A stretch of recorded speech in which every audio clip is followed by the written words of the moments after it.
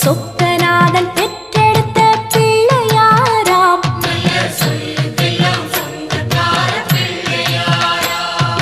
கைலாய மலைய விட்டு தெற்கே வந்தாராம். இந்த பிள்ளையாரு பட்டி கண்டு இருந்து விட்டாராம்.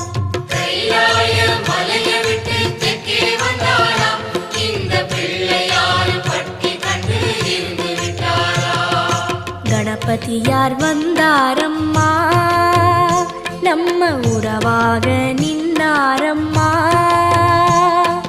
கணபதியார் வந்தாரம்மா, நம்ம உறவாக நின்னாரம்மா.